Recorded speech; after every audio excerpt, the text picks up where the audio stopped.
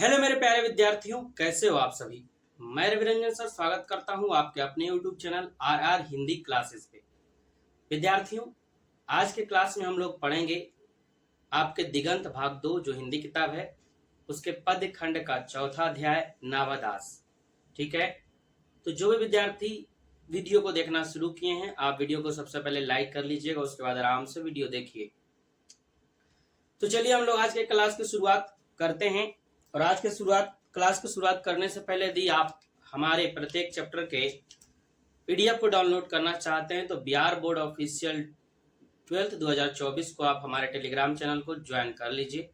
वहां से आपको सारा पीडीएफ फ्री में मिलेगा किताब का। तो चलिए देखते हैं आपका जो है 12th पद खंड अध्याय 4 नावादास का पार्ट 1 है, जिसमें हम लोग देखेंगे लेखक का परिचय। लेखक नाभादास जो हैं उनका परिचय देखेंगे। तो देखिए क्या कह रहा है बाबू। नाभादास जो हैं उनका जन्म 1570 ईस्वी में हुआ था। और देखिए नाभादास जो अध्याय लिखे हैं इसमें जो है उसका नाम क्या है, छप्पय है ना। क्या नाम है, छप्पय। छप्पय का मतलब होता है 6 पंक्ति की कविता। छप्पय का मतलब क्या होता है, 6 पंक्ति की कविता। तो देखिए इनका जन्म कब हुआ, 1570 ईस्वी में। अनुमानित है ना, ऐसा कुछ कहीं प्रमाणित नहीं है, अनुमान से बताया गया है। निधन कब हुआ तो अज्ञात है, लेकिन बुक में आपका दिया हुआ है वर्तमान के अनुसार 1600 ईस्वी में। ठीक। जन्म स्थान, नाभादास जो थे उनका जन्म स्थान कहाँ है तो बताया गया है दक्षिण भारत में। कहाँ, दक्षिण भारत में।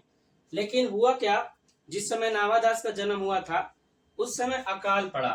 तो कह रहा अकाल के कारण माता के साथ जयपुर में प्रवास। जब अकाल पड़ा तो नाभादास जो थे वो माता के साथ कहाँ आ गए, जयपुर आ गए। ठीक। चलिए नेक्स्ट देखते हैं शिक्षा। शिक्षा कैसे ग्रहण किए तो स्वाध्याय द्वारा एवं सत्संग द्वारा। स्वाध्याय का मतलब होता है खुद से पढ़ के कोई भी व्यक्ति यदि शिक्षा ग्रहण करता है तो उसको कहते हैं स्वाध्याय। तो इन्होंने शिक्षा स्वाध्याय द्वारा ग्रहण की और सत्संग द्वारा। ठीक है, आगे देखिए क्या कह रहा है। इनके दीक्षा गुरु कौन है, जो कि बहुत इंपॉर्टेंट है और आपके एग्जाम में भी पूछता है। तो इनके जो दीक्षा गुरु है स्वामी अग्रदास या अग्र अली। ठीक। अग्रदास जो थे वो रामानंद की शिष्य परंपरा के प्रसिद्ध कवि थे। अग्रदास क्या थे, रामानंद के शिष्य परंपरा के प्रसिद्ध कवि थे।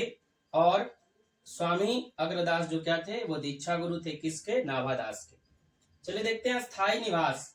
ये पूर्ण अस्थायी रूप से कहाँ रहते थे तो नाभादास जो हैं वह स्थायी रूप से वृंदावन में रहते थे। कहाँ रहते थे, वृंदावन में। कह रहा कीर्तियां, इनकी कीर्तियां कौन है तो कीर्तियां है भक्तमाल। भक्तमाल का मतलब होता है भक्तों की माला। ठीक है, आ जाइए नेक्स्ट देखिए। और इनका कीर्तियां है अष्टयाम। अष्टयाम किस भाषा में है तो ब्रज भाषा में। किस भाषा में है, ब्रज भाषा में। जो नाभादास थे वो तुलसीदास के क्या थे, समकालीन थे। आप तुलसीदास में पढ़े होंगे इनको कि तुलसीदास के समकालीन कौन कौन थे तो नाभादास थे, है ना। और कौन थे, टोडरमल थे, रहीम थे, ये सब थे। चलिए नेक्स्ट और भी कुछ इस चैप्टर के बारे में हम मेन पॉइंट जान लेते हैं। देखिए क्या कह रहा। नाभादास जो थे वो सगुनो उपासक राम भक्त कवि थे। नाभादास कैसे कवि थे आपसे पूछेगा तो सगुनो उपासक थे। और किस भक्त के थे तो राम भक्त के कवि थे। कह रहा वो गोस्वामी तुलसीदास के समकालीन, है ना। आप भक्त के थे तो राम भक्त के कवि थे। कह रहा वो गोस्वामी तुलसीदास के समकालीन, है ना। आपसे ऐसे भी पूछ सकता है कि इनमें से कौन जो है वो नाभादास के समकालीन है या गोस्वामी तुलसीदास के समकालीन इनमें से कौन नहीं है। ठीक है, ऐसे क्वेश्चन पूछता है। और कह रहा और स्वामी रामानंद की शिष्य परंपरा में दीक्षित हुए थे। जो नाभादास थे वो स्वामी रामानंद की परंपरा में क्या हुए थे, दीक्षित हुए थे। और ये स्वामी रामानंद की शिष्य परंपरा के ये भी कवि थे। आगे कह रहा भक्तमाल का अर्थ क्या होता है, भक्त चरित्रों की माला। इसमें से बहुत सारे भक्तों का क्या हुआ है, भक्तमाल जो किताब है उसमें वर्णन किया हुआ है। आगे देखिए क्या कह रहा है। संपूर्ण भक्तमाल छप्पय छंद में निबद्ध है। मतलब जितना भी भक्तमाल इन्होंने लिखा है सब किस रूप में लिखा है तो छप्पय के रूप में। छप्पय का मतलब क्या होता है, 6 पंक्ति की कविता। मतलब जिस भी व्यक्ति के बारे में ये अपने भक्तमाल में वर्णन किए हैं उनके गुणगान का, तो कितने लाइन में है, 6 लाइन में। आगे देखते हैं छप्पय का अर्थ होता है 6 पंक्तियों की कविता। छप्पय का अर्थ क्या होता है? 6 पंक्तियों की कविता। आगे देखिए क्या कह रहा पॉइंट, कह रहा इन्होंने 316 छप्पयों में 200 भक्तों के चरित्र का वर्णन किया है। कितना छप्पय लिखे हैं? 316, जिसमें कितना भक्त का वर्णन है? 200 भक्त का। ठीक, देखिए क्या कह रहा आगे पॉइंट, नाभादास जो है मध्यकाल के कवि हैं। नाभादास किस काल के कवि हैं? आप सब्जेक्टिव में पूछेगा तो आपको क्या बताना है? मध्यकाल के कवि हैं। आगे देखिए क्या कह रहा, यह जो शीर्षक हम पढ़ रहे हैं छप्पय, इसमें किन किन भक्तों का वर्णन है? तो इसमें कवि तुलसीदास और सूरदास के छप्पय का वर्णन है। ठीक है, और ये जो छप्पय शीर्षक है जो हम अभी पढ़ेंगे, ये भक्तमाल से लिया गया है। कहां से लिया गया बाबू? भक्तमाल से।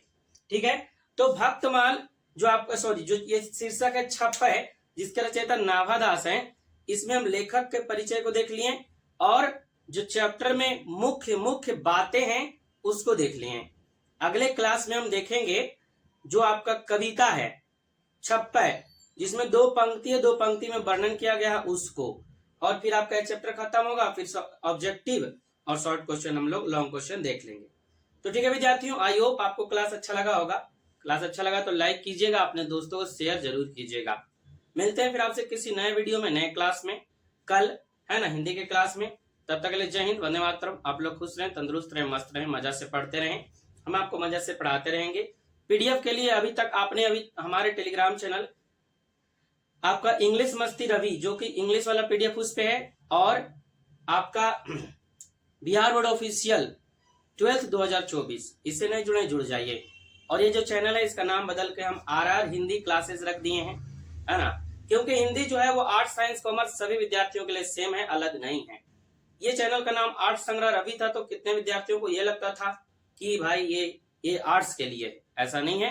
हिंदी इंग्लिश जो है वो आर्ट्स साइंस कॉमर्स सबके लिए सेम है। ठीक है विद्यार्थियों, मिलते हैं नेक्स्ट वीडियो में, बाय बाय।